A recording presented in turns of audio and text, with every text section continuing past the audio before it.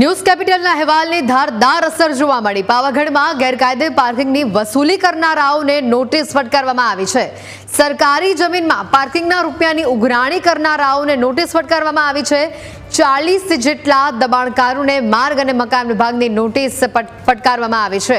સમગ્ર મામલે જિલ્લા કલેક્ટરે તપાસના આદેશ આપ્યા છે। ન્યૂઝ કેપિટલના અહેવાલ બાદ અધિકારીઓની આળસ હવે દૂર થઈ।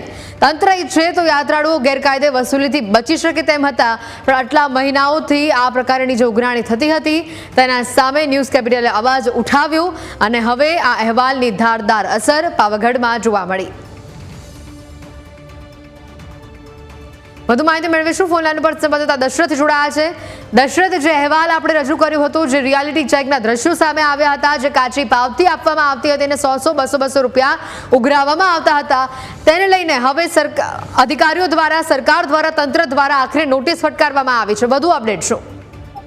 જી બિલકુલ જી, પાવાગઢની તળેટીની અંદર પાર્કિંગના બહાને 100 થી 200 રૂપિયાનું જે ઉઘરાણું કરતા હતા, જેને લઈ ન્યૂઝ કેપિટલે અહેવાલ પ્રસિદ્ધ કર્યો હતો અને જેને લઈ પ્રસારિત કર્યા બાદ તંત્ર છે તે દોડતું થયું હોય તેવું સ્પષ્ટ દેખાઈ રહ્યું હતું અને બીજા જ દિવસે રિયાલિટી ચેક કર્યું ત્યારે ત્યાં પણ કોઈ પણ પ્રકારના વાહનો છે તે પાર્ક જોવા નતા મળ્યા। જાણે જે ઉઘરાણું કરતા હતા તે લોકો ક્યાંક ભૂગર્ભમાં ઉતરી ગયા હોય તેવી સ્થિતિ જોવા મળતી અને હાલ કલેક્ટર દ્વારા તે જે સ્થળ પર જે પાર્કિંગ થતા ત્યાં ના લોકોને દબાણ કરતા લોકોને નોટિસ ફટકારી છે।